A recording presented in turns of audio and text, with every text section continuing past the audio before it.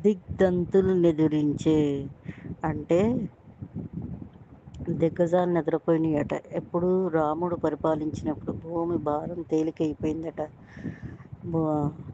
అప్పుడు దాకా అష్టదిగ్గజాలు డ్యూటీలోకి జాయిన్ అయ్యాక ఒక్కరోజు కూడా నిద్రపోయింది లేదట. రాముడు పరిపాలించుతున్నప్పుడు హాయిగా నిద్రపోయినాయట. భూమికి భారం లేదట. భూమి దూది పింజిలా మారిపోయిందట.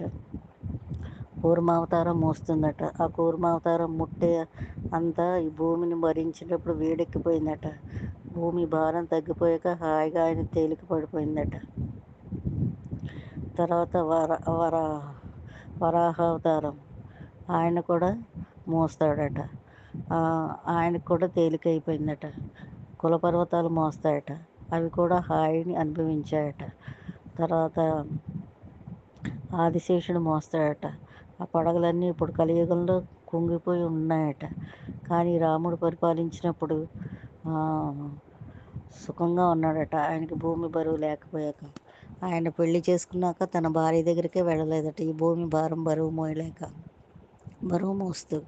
కానీ రాముడు పరిపాలించినప్పుడు హాయిగా తన భార్యలతో విహారం చేశాడట. ఇలాగా